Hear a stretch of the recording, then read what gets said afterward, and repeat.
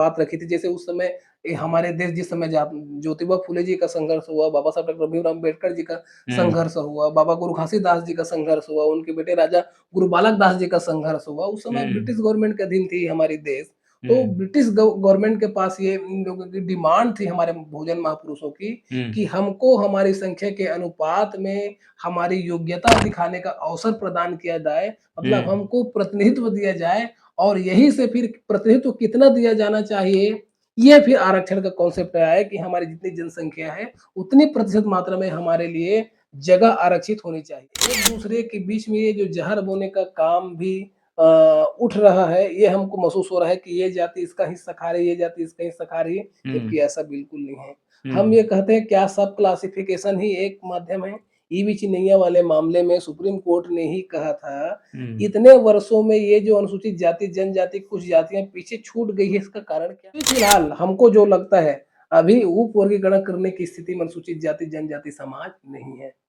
इसलिए ये चिंता का विषय आपको चिंता का लगता है। विषय तो भारत के संविधान के आर्टिकल 13 में खत्म किया गया है, हुँ, क्योंकि संविधान देखिए साहब, हुँ, एक बात मैं इसको जवाब दे दूँ, हुँ, संविधान बनने से पहले रानी के पेट से ही राजा पैदा होता था। लेकिन हुँ, संविधान बनने के बाद रानी के पेट से राजा पैदा होना बंद करना चाहता है कि शासन प्रशासन के और भी रास्ता है जी हुँ, मतलब पिछड़े हुए जाति मतलब सामने लाए के और जो आगे बढ़े के दिशा में ओकर भी जिम्मेदारी है। हुँ, ऐसे नहीं कि अपन जिम्मेदारी से जो जो बड़े भाई थे मन के मुंह मोड़ ले, जो हुँ, छोटे भाई है जे मन पीछे छूट गए ओकर हाथ पकड़ के और आगे लाए के जिम्मेदारी हुँ, वो व्यक्ति मन ला भी जो हाथ है जे मन आज हुँ, देश के माँ दौड़े बर तैयार हो गए। जो बिल्कुल दौड़े बर तैयार नहीं है मतलब दौड़े के लिए तैयार करे की जिम्मेदारी भी एकर है।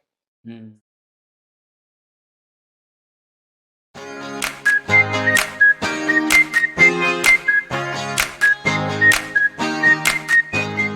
नमस्कार, मैं वीरेंद्र कुमार, आप देख रहे हैं सुकृति इंडिया। आज हम जो सब क्लासिफ़िकेशन की जो बात कंटिन्यूटी में जो चल रही थी, उसी को बढ़ाते हुए आज हम लोग इस चर्चा को 1 या 2 एपिसोड में ख़त्म करने वाले हैं। तो ये चर्चा हमारी एंडिंग स्टेज पे है। आज हमारे साथ है लीगल फाउंडेशन के एक मेंबर विनोद कोसले जी। विनोद कोसले जी ख़ास करके जो जजमेंट्स वग़ैरह है, उस पे उनकी अच्छी पकड़ है और आज हम सब क्लासिफ़िकेशन और क्रीमी लेयर पर उनसे विस्तार में बात करने वाले हैं। तो हमारे चैनल सुकृति इंडिया में आपका हार्दिक स्वागत है। थैंक यू साहब, थैंक यू। जी, जी। अ, विनोद कौशल जी, हम चाहेंगे कि आप अपने बारे में थोड़ी जानकारी हमारे दर्शकों को दें। अ, मैं विनोद कुमार, जी। हमारा एक संस्था है, हुँ। संगठन है सोशल जस्टिस लीगल फाउंडेशन, हुँ, हुँ। जिसमें हमारे बहुजन समाज, बहुजन अर्थात अनुसूचित जाति, जनजाति, पिछड़े वर्ग हुँ, हुँ। के जो हमारे संवैधानिक मामले हैं, हुँ, इन संवैधानिक मामलों को लागू करने के संबंध में हुँ। कहाँ-कहाँ रुकावटें आ रही हैं हुँ, और कौन-कौन रुकावटें पैदा कर रही हैं, इनका एनालिसिस करना हमारा काम है हुँ। और समय-समय पर जितने भी अ, अनुसूचित जाति, जनजाति, पिछड़े वर्ग के जो कॉन्स्टिट्यूशनल राइट्स हैं, हुँ, जो हुँ। रेमेडीज़ मिले हुए हैं, हुँ, संविधान में सेफगार्ड मिले हुए हैं, हुँ। उनको चोटिल करने का प्रयास कुछ लोगों के द्वारा किया जाता है। हुँ। तो उनको हमारे लोगों को प्रोटेक्ट करने का काम एक हमारी एक संस्था सोशल लीगल फाउंडेशन है, वो करती आ रही है और उसी को करती हम है। आगे करने का प्रयास कर रहे जी, हैं। जी, ये तो आपने अपने काम के बारे में बताया। अब हमें बताइए अपने बारे में थोड़ा बताइए। मैं नाम जैसे बताया साहब विनोद कुमार लिखता हूँ मैं जी। और मैं अपनी पेशे के बारे में बताऊँ मैं मेरा जो विशेष रुचि है वो हुँ। कॉन्स्टिट्यूशनल राइट्स, हाँ, हाँ। कॉन्स्टिट्यूशनल लॉ हाँ। और रिजर्वेशन मसले को लेकर है। मेरा एक अध्ययन है हुँ। कि बाबा साहब डॉक्टर भीमराव अम्बेडकर जी ने हुँ, हुँ। हमारे बहुजन समाज को सोशल जस्टिस दिलाने के लिए जो काम किया है हुँ, और हुँ। उन्होंने एक मुकम्मल जहाँ संविधान के रूप में हमको दिया है, हुँ, उस हुँ। संविधान के प्रावधानों को समय-समय पर माननीय उच्च न्यायालय और उच्चतम न्यायालय में करने का प्रयास किया गया है। तो उनकी डेफ़िनेशन क्या है? कॉन्स्टिट्यूशनल प्रोविज़न क्या डेफ़िनेशन दी है, हुँ, हुँ। रिज़र्वेशन के संबंध में ख़ास करके, हुँ, तो हुँ। उसका क्या इफ़ेक्ट हमारे समाज पर पड़ रहा है, हुँ, हुँ। इसको एनालिसिस करने का काम मैं करता हूँ। एनालिसिस करने का काम करते हैं। आप सबसे पहले सवाल से शुरू करते हैं, ये जो लीगल सेल के जो सवाल है, वहाँ से हम शुरू करते हैं। सबसे पहला सवाल ये है कि ये जो सोशल जस्टिस है, इसकी अवधारणा क्या है? 1 मिनट में करीब बताने की कोशिश करेंगे। जैसा साहब राइट टू इक्वलिटी की बात है, हुँ, सोशल जस्टिस सामाजिक न्याय सबके लिए, हुँ, जैसा कि संविधान हुँ, धर्म, मूल, वंश, जाति के आधार पर भेदभाव नहीं करने की बात कहता है। हुँ, और ये अगर धरातल में लागू हो गया, यदि किसी व्यक्ति के साथ धर्म, मूल, वंश, जाति का धर्म भेदभाव नहीं होता है, हुँ, उनको अवसर की समानता मिलती है, हुँ, हुँ, हमारी नज़रों में यही हुँ। सामाजिक न्याय है। यही सामाजिक न्याय है। दूसरा सवाल हमारा ये है कि ये जो अवधारणा है, ये क्यों ज़रूरी है? देखिए आदरणीय विजय साहब, जी।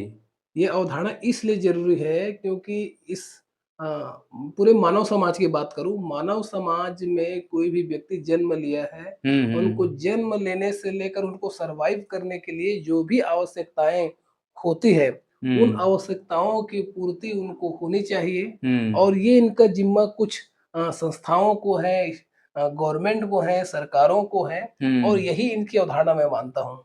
यही अवधारणा मानते हैं। अगर एक लेमैन को अगर बताना हो संविधान क्या है, तो आप कैसे बताएँगे?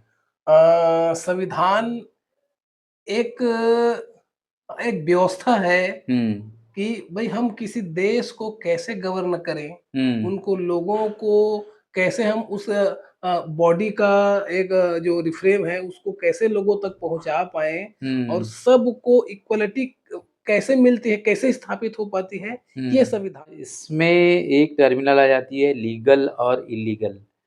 क्या चीज़ लीगल है और क्या इल्लीगल है? इसको आप कैसे डिफ़ाइन करेंगे? अ, मैं अपने अपनी भाषा में इसको कहूँ आदरणीय विजय साहब, जी, वीरेंद्र जी। वीरेंद्र जी, हुँ, तो जो संविधान में जितनी बातें लिखी गई है, हुँ, यदि उनका पालन सही तरीके से हो रहा है, ये हुँ, लीगल है। इनका वायलेशन हो रहा है, हुँ, इनको तोड़ने का प्रयास किया जा रहा है, ये इलीगल है। यदि मैं एग्ज़ाम्पल देके अगर समझाऊँ, यदि हुँ, अ, कानून ये कहता है कि लोक नियोजन में अवसर की समता दी जाएगी। हुँ, मतलब जितनी भी शासकीय संस्थाएँ हैं, उसमें हुँ, सभी का अवसर का समता के अवसर प्रदान किया जाएगा, सबको बराबर भागीदारी मिलेगी। हुँ, किन्हीं व्यक्ति को ये नहीं मिल पा रहा है, ये हुँ। इलीगल हो गया। जी, जी, जी। यदि और इसको आगे मैं क्लासिफिकेशन करूँ, जैसे हुँ, आर्टिकल 16(4) ये कहता है कि इस देश में जो सामाजिक, शैक्षिक रूप से पिछड़े हुए लोग हैं, उनको हुँ, प्रतिनिधित्व दिया जाएगा। हुँ, यदि इस देश के शैक्षणिक समूह में पिछड़े हुए जो लोग हैं, उनको प्रतिनिधित्व नहीं दिया जा रहा है, ये इलीगल है। ठीक है। एक बहुत बड़ा कन्फ्यूज़न लोगों में ये भी रहता है कि संविधान और कानून, क्या ये दोनों एक ही बातें हैं या दोनों अलग-अलग बातें हैं? देखिए अ, संविधान प्रशासन कैसे चलेगा? ये हुँ, संविधान है, कैसे हुँ, चलाएँगे? अब कुछ कानून हैं जैसे कि कोई कानून को तोड़ता है, जैसे एक आईपीसी, सीआरपीसी के कानून हैं? हुँ, इंडियन पिनल कोड जिसको भारतीय न्याय संहिता नाम दिया गया है, हुँ, बातें वही हैं।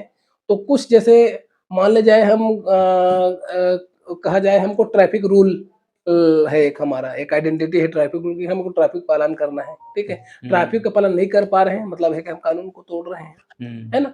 किसी को हताहत नहीं करना है, अगर हम उसको हताहत कर रहे हैं, हम कानून का उल्लंघन कर रहे हैं। मतलब एक अच्छी जीवन शैली के आदर्श जीवन कहा जाए, एक आदर्श जीवन कैसे जी रहे हैं, हमारी कुछ स्वतंत्रताएँ हैं और कुछ हमारी बाध्यताएँ हैं। तो उन स्वतंत्रताओं को ध्यान रखते हुए हमारी बाध्यताओं के तहत हम काम कर रहे हैं, ये कानून सम्मत, ये कुछ बाध्यताओं को हम उल्लंघन कर रहे हैं, ये हुँ। एक प्रकार का गैर कानूनी कहा जा सकता है। क्या संविधान और कानून दोनों एक ही चीज़ें हैं या दो अलग-अलग बातें हैं? दोनों संविधान कानून सम्मत है, ये कह सकते हैं। हुँ, संविधान को कानून सम्मत है, ये संविधान सभा ने इसको फ्रेम किया था। हुँ, और कानून बहुत सारी चीज़ों में लागू होते हैं, जैसे मैंने जी, अभी एग्ज़ाम्पल दिया, हुँ, किसी को हमको हताहत नहीं करना है, हताहत करें तो कानून को तोड़ रहे हैं। हुँ, वैसे संविधान भी इसको कवर किया है। हुँ। चलें ठीक है, उपवर्गीकरण से आप क्या समझते हैं? उपवर्गीकरण का मतलब यदि उपवर्गीकरण कई क्षेत्रों में किया जाता है। जैसे यदि हुँ, हम अगर हम अभी सुप्रीम कोर्ट के फैसले के बारे में ले, हम्म अनुसूचित जाति के भीतर उप वर्गीकरण की बात कहता है ना? हम्म और कुछ हम लोग गणित में कुछ सूत्र देखते हैं, फार्मूला देखते हैं, उसको भी हम उप वर्गीकरण करते हैं किसी किसी मामलों को सब लेकर। क्लासिफिकेशन करते हाँ, हैं सब क्लासिफिकेशन करते हैं। तो अलग अलग मायने में उसका अलग अलग अर्थ है, उसका अलग मतलब अलग बांटना होता है। है जी सीधी सी बात, यदि किसी भी मायने में हम ले, उप वर्गीकरण मतलब होता है उसको अलग अलग भागों में बांटना। बिल्कुल ठीक है। अब हम आते हैं उस केस के बारे में जो 1 अगस्त को जिसका डिसीजन आया है, उसमें सब क्लासिफिकेशन और क्रीमी लेयर की बात हुई है।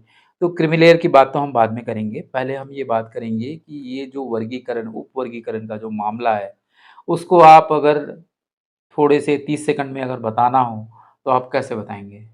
यदि हम इसको एक लाइन में बात करें, हम्म तो भारत के संविधान में आर्टिकल 341 एक और 341 दो में अनुसूचित जातियों के बारे में बताया गया है। हम्म तो इस अनुसूचित जाति की सूची में जो राष्ट्रपति की अधिसूचना है, उसमें किसी भी जाति को जोड़ने या घटाने का अधिकार इस देश के संसद को है, हम्म राज्यों को नहीं है। लेकिन इस फैसले में ये राज्यों को ये अधिकार प्रदान करते हैं कि वो अनुसूचित जाति या जनजाति की सूची में किसी को जोड़ सकती है, घटा सकती है, और किसी को स्पेशल प्रोविजन ला के उसका उप वर्गीकरण कर सकती है।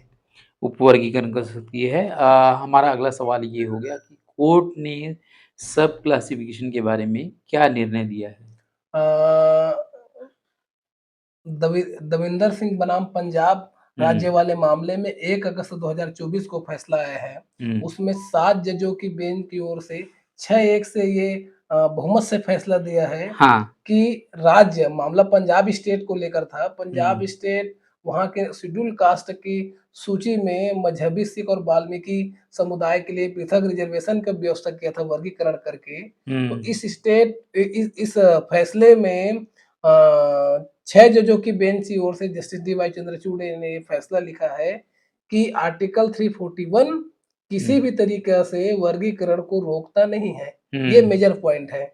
और उनका ये कहना है कि हम्म आर्टिकल 14, 15 और 16 किसी भी तरीके से वर्गीकरण करने की, मतलब किसी भी स्टेट को रोकता नहीं है। ये फंडामेंटल इसका जो निर्णय आया है, ये उसका सार है। एससी एसटी समुदाय पर इस फैसले का क्या असर पड़ेगा? 2-3 बातें अगर बताना चाहेंगे पॉइंट में तो कैसे बताएंगे? देखिए, उप वर्गीकरण के लिए मैं तो पहला पॉइंट यही कहूँगा कि अभी जो स्थिति है संविधान बने के 74 साल बाद, हम्म अनुसूचित जाति जनजाति वर्ग को सब क्लासिफिकेशन करने की स्थिति में भी एससी एसटी नहीं आई है, हम्म पहली बात। हम्म दूसरी बात कहूँगा, नहीं, प्रभाव की बात हो रही है यहाँ पर जो है, हाँ, क्या प्रभाव पड़ेंगे अनुसूचित जाति और जनजाति पर? इसके 3 क्या प्रभाव पड़ेंगे? इसके प्रभाव जो हमको, भविष्य लक्ष्य प्रभाव जो हमको दिख रहा है, हम्म आज हम लोग 341 के माध्यम से हम्म हमारा जो वास्तव में, जैसे मैं जिन महापुरुषों का भी नाम लिया, हम्म इन सारे महापुरुषों का जो संघर्ष था, वो हम्म कास्ट से कास्टलेस सोसाइटी बनाने को लेकर था। हम्म आज हम, वैसे भी हमारा देश में ऐसी व्यवस्था चली कि ये जो हमारा अनुसूचित जाति जनजाति समाज है, कई हजार जातियों में बँट गया था। तो ये जो सब क्लासिफिकेशन जो आया है, इससे जो हमारी जाति जो एक वर्ग में जो हमको बांधने का प्रयास किया गया है, आज समरूप जातियाँ कहलाती हैं अनुसूचित जाति को, इसमें हमारी जो जाति, जो कास्टलेस सोसाइटी की बात कर रहे हैं, ये हम्म विखंडित हो रही है। ठीक है। आरक्षण क्या है और यह अवधारणा कब आई और किस संदर्भ में आई है? देखिए, आरक्षण के तो कई मायने हैं साहब, है ना? हम्म एक तो हम रेलवे में भी रिजर्वेशन कराते हैं, एक हम्म प्रकार से वो भी आरक्षण है, ठीक हाँ है? ऐसे कुछ जगह का आरक्षित किया जाता है, लेकिन हम कॉन्स्टिट्यूशनल मामले में इसको देखें, तो आरक्षण जो है एक्चुअल में ये, इसको बाद में आरक्षण, आरक्षण शब्द बोल के इसको प्रचारित किया है। एक्चुअल में ये राइट टू रिप्रेजेंटेशन का ये अधिकार है, हम्म प्रतिनिधित्व का अधिकार है। ये मतलब इस देश के जो बहुसंख्यक अनुसूचित जाति जनजाति पिछड़े वर्ग के जो लोग हैं, डिप्रेस क्लास के, हम्म इनको कई हजार वर्षों से इनके साथ वंचना किया गया, इनका दमन किया गया और हम्म सारे जो संसाधन हैं हम्म उनसे महरूम रखा गया। तो हम्म इनको समय-समय पर जो हमारे जिन महापुरुषों का भी मैं नाम लिया हूँ, जिसमें हम्म बाबा साहब डॉक्टर अम्बेडकर जी हैं, हम्म महात्मा ज्योतिबा फूले जी हैं, हम्म इन्होंने शासन-प्रशासन के समक्ष हम्म समय-समय पर इन वर्गों को शासन-प्रशासन में भागीदारी देने के लिए, अपनी योग्यता साबित करने का अवसर प्रदान करने के लिए शासन-प्रशासन के समक्ष अपनी बात रखी थी। जैसे उस समय हमारे देश जिस समय ज्योतिबा फूले जी का संघर्ष हुआ, बाबा साहब डॉक्टर भीमराव अम्बेडकर जी का हम्म संघर्ष हुआ, बाबा गुरु घासीदास जी का संघर्ष हुआ, उनके बेटे राजा गुरु बालक दास जी का संघर्ष हुआ। उस समय हम्म ब्रिटिश गवर्नमेंट के अधीन थी हमारी देश। तो हम्म ब्रिटिश गवर्नमेंट के पास ये इन लोगों की डिमांड थी हमारे भोजन महापुरुषों की कि हम्म हमको हमारी संख्या के अनुपात में हमारी योग्यता दिखाने का अवसर प्रदान किया जाए, मतलब हम्म हमको प्रतिनिधित्व दिया जाए और यहीं से फिर प्रतिनिधित्व कितना दिया जाना चाहिए, ये फिर आरक्षण का कॉन्सेप्ट आया है कि हमारी जितनी जनसंख्या है, उतनी प्रतिशत मात्रा में हमारे लिए जगह आरक्षित होनी चाहिए। किस संदर्भ में आई? ये शासन-प्रशासन में भागीदारी को लेकर आई थी, सारे कब संसाधनों आई? में। ये यदि हम देखिए अगर भारत के इतिहास में बात करें, तो हमारे जो भारत है इंडिया, जिसको हम इंडिया कहते हैं, हम्म तो इसमें देशी रियासत और ब्रिटिश औपनिवेश, ये सबसे पहले 1874 में देशी रियासत में आई। त्रावणकोर जो रियासत थी, उसमें पहली बार हम्म गैर ब्राह्मणों को प्रतिनिधित्व देने का व्यवस्था किया गया। हम्म उसके बाद 1882 में हंटर कमीशन के समक्ष महात्मा ज्योतिबा फूले ने ये प्रतिनिधित्व का अधिकार देने की बात रखी थी। फिर हम्म उसके बाद 1909 में इसी के तहत में अंग्रेजों ने इसको भारतीय अधिनियम 1909 में देने का प्रयास किया। फिर 1919 में इसका ज़्यादा संघर्ष जब बाबा साहब डॉक्टर भीमराव अम्बेडकर जी ने साउथ ब्रू कमीशन के समक्ष हमारे एससी, एसटी, ओबीसी लोगों को प्रतिनिधित्व देने की जब डिमांड उठाई, वहाँ से इसका शुरू हुआ, फिर इसका सफ़र संविधान सभा में जाकर ठीक खत्म है। हुआ। 1954 में इसकी मूल अवधारणा क्या थी जो है? 1954 में बाबा साहब का ये कहना था कि भई हम्म शासन-प्रशासन में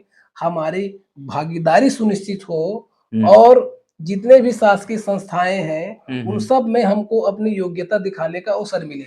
जी, जी, जी। एससी, एसटी, ओबीसी को इन आरक्षण के किन बिंदुओं मतलब ये जो आरक्षण है, वो किन बिंदुओं के आधार पे मिलता है? एससी, एसटी और ओबीसी को? वैसे अ, एससी, एसटी के लिए जो आरक्षण का कॉन्सेप्ट आया था, हुँ, वो हमारे सामाजिक पिछड़ेपन, अछूतपन हुँ, और जो जितने भी शासकीय सुविधाएँ हैं, इतने हज़ार वर्षों से हम महरूम रहे, हुँ, इन बातों को ध्यान रखते हुए ये हुँ। आया था। और नहीं, अलग-अलग बताइएगा। पहले ओबीसी का बताइए, उसका क्या आधार है? देखिए, ओबीसी का इस देश में हमारे ओबीसी और एससी, एसटी में एक प्रमुख अंतर है। एक सछूत है थे और एक अछूत। ये दोनों हुँ, में अंतर है, सछूत और अछूत में। हुँ, कुछ जगह ओबीसी जा सकता है और हुँ, कुछ जगह ऐसे जिसमें एससी नहीं जा सकता है। हुँ, तो कुछ कम पिछड़े, कुछ ज़्यादा पिछड़े। इसके आधार पर ओबीसी और एससी का एक अनुसूचियाँ बनी, जिसमें अनुसूचित जाति के लिए 341 आया, हुँ। अनुसूचित पिछड़े वर्ग के लिए 340 आया। तो इस नहीं, तरीके ठीक है, से पॉइंटर के आधार पे मतलब ये कि ये आधार है, पॉइंट नंबर 1 ये आधार है, अ, पॉइंट नंबर 2 ये आधार है, ऐसा बताइए? हाँ, सामाजिक पिछड़ेपन ये हाँ, दोनों के लिए है। हाँ, हाँ। किसके साथ ज़्यादा अछूतपन का व्यवहार किया गया और किसके साथ कम किया गया। इसके ये आधार पर ओबीसी के लिए है। हाँ, ओबीसी के एससी के लिए। एससी के लिए बताइएगा? एससी के लिए सामाजिक पिछड़ेपन और इनके साथ जो अस्पृश्यता इनके साथ की गई थी, ये हुँ, प्रमुख आधार हैं। ठीक है, आदिवासियों का? एसटी के लिए जो ये कई हज़ार वर्षों से हुँ, मतलब ये एक प्रकार से पिछड़ी जनजाति के रूप में इनको चिन्हांकित किया गया है। ये मतलब जंगल में रहे हुँ, और ये जंगल में रहकर बहुत सारी जो सुख-सुविधाएँ थी या जो उनको एक मानव के विकास के लिए जितने आयाम होने चाहिए, ये हुँ, इनको नहीं मिला। हुँ, इसलिए इनका ये इनको प्रतिनिधित्व देने की व्यवस्था किया गया। हुँ, ठीक है। सुप्रीम कोर्ट के इस फैसले से अनुसूचित जाति और जनजाति को क्यों चिंता करना चाहिए जो है?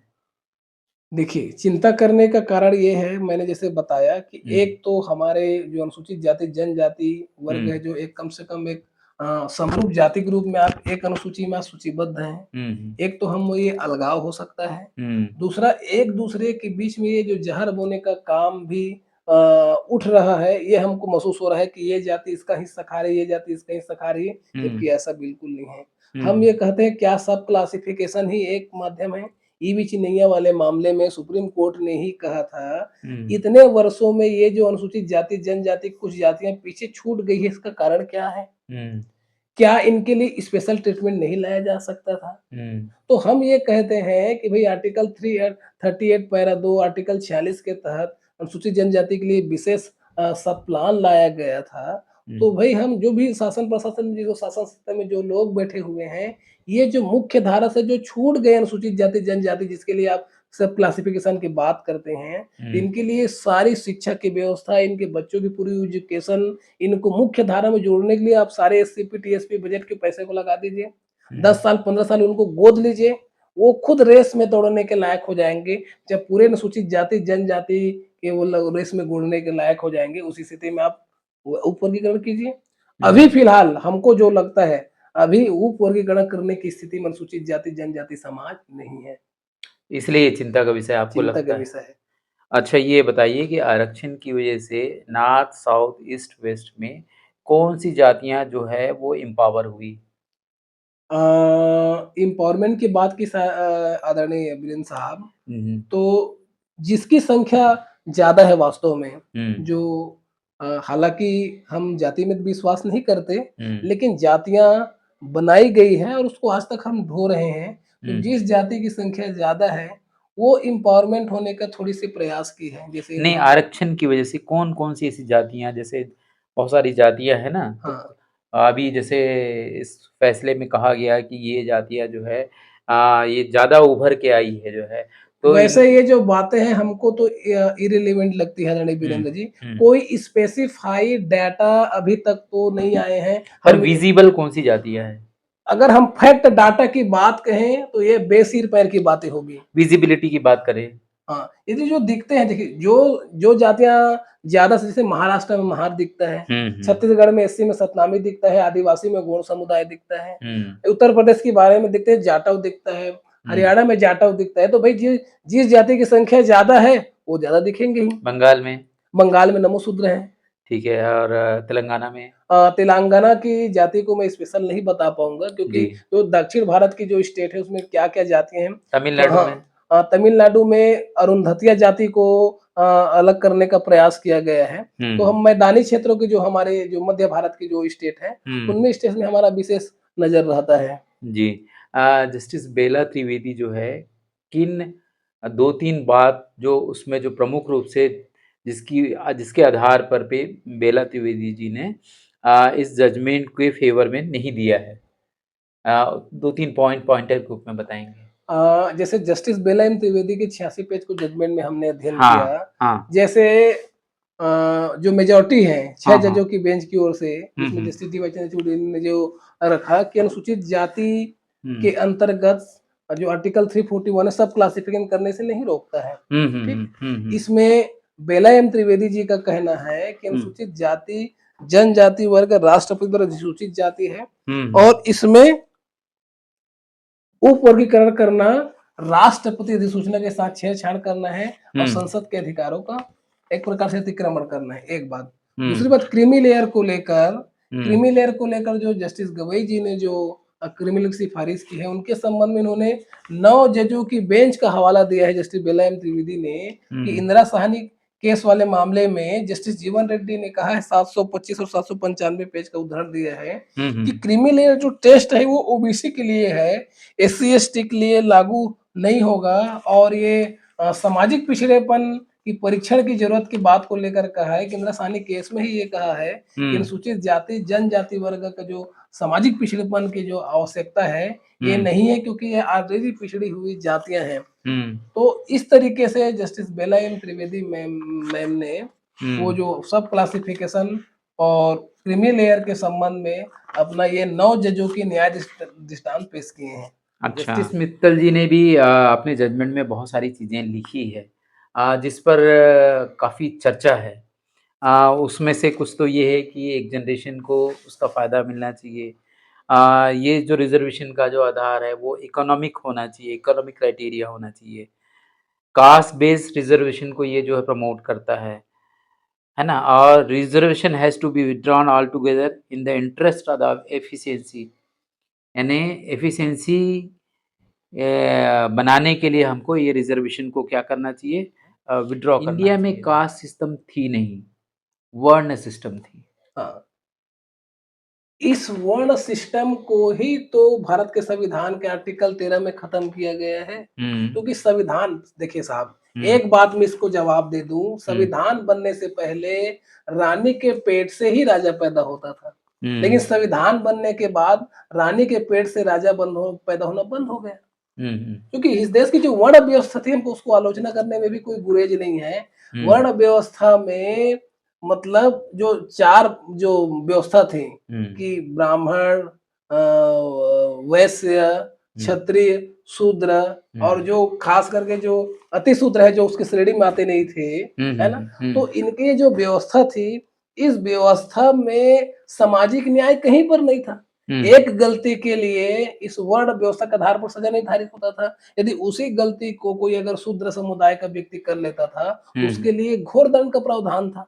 उसके लिए यदि कहीं उसको अपर कास्ट का व्यक्ति वही गलती कर दे, उसके लिए कोई सजा का प्रावधान नहीं था, या उनको बात करके उसको समझा के छोड़ दिया जाता था। नहीं, मतलब इस पर ऐसी असमानताएं मौजूद थी। इसके लिए कड़े संघर्ष, जैसे जिन महापुरुषों का नाम मैंने लिया, सारे महापुरुषों ने इसको बदलने के लिए समय समय में प्रयास किया है। बाबा गुरु घासीदास को क्यों कहना पड़ा मन के एक समान? भाई किसी आदमी के नाक के जगह नाक है, कान की जगह कान है, बाल की जगह बाल है, तो फिर क्यों मन के एक समान की बात किया? इस मन के एक समान के पीछे बहुत बड़ा एक लॉजिक है, और इसी वर्ण व्यवस्था के जो सिस्टम को ध्वस्त करने के लिए बाबा गुरु घासीदास जी ने मन के एक समान का सिद्धांत दिया था। अच्छा, आर्टिकल 13 की बात होती है, आपने आर्टिकल 13 के बारे में कुछ चर्चा किए थे। हाँ, जिसमें आपने बताया था कि पुरानी जो कुरीतियां हैं वो आर्टिकल 13 से खत्म हो जाती है। हाँ, रूढ़िजन्य जितने भी मान्यताएं हैं वो खत्म हो गई, क्योंकि भारत की संविधान वैज्ञानिक दृष्टिकोण की बात कहता है, साइंटिफिक टेम्परामेंट की बात कहता है। तो ये इसमें ये जो आ रहा है कि article 13 states that the all the laws which are made before the constitution will be void as long as they are violating the provision of the fundamental rights। ये बात आ रही है उसमें। तो वो जो रूढ़िबद्ध जो धारणाएं हैं वो फंडामेंटल राइट को ब्रीच करता है, तोड़ता है मौलिक अधिकार को। तो ये ऐसी मान्यता है वो आज से शून्य की जाती है। ये है आर्टिकल 13। मतलब जो भी रूढ़िबद्ध धारणाएं हैं जो कानून सम्मत नहीं, ये जो ऑलरेडी कानून था, जो फंडामेंटल राइट्स को कहीं ना कहीं वायलेट कर रहा था, वो जो कानून है उसको जो है उस मात्रा में, जितनी मात्रा में वो वायलेट कर रहा है उसको शून्य किया गया है। शून्य किया गया है। तो जो कानून था एक्चुअल में ये किसी व्यक्ति के द्वारा वो बनाया गया कानून था ना, जिस वर्ण व्यवस्था की मनुस्मृति की बात कहते हैं, उनकी एक सिस्टम था, लेकिन उस सिस्टम में मैन टू मैन इक्वल नहीं थे, इसलिए तो उसको शून्य किया गया। यदि मैन टू मैन इक्वलिटी की बात होती तो फिर क्यों शून्य किया जाता? विनोद खोसले जी जो सब क्लासिफिकेशन और क्रीमी लेयर के मुद्दे को बहुत गहराई से उन्होंने समझाने की कोशिश की। आपको ये वीडियो कैसा लगा आप कमेंट करके बताइएगा। विनोद खोसले जी हमारे चैनल पे आने के लिए और इस गंभीर मुद्दे पर विस्तार से बात करने के लिए आपको बहुत बहुत धन्यवाद। थैंक यू साहब, थैंक यू। आप दर्शकों, आपको भी बहुत बहुत धन्यवाद। अगर ये वीडियो अच्छा लगे तो आप लोग ये वीडियो शेयर करिए। मिलते हैं, नमस्कार, thank you very much. Thank you साहब, थैंक यू।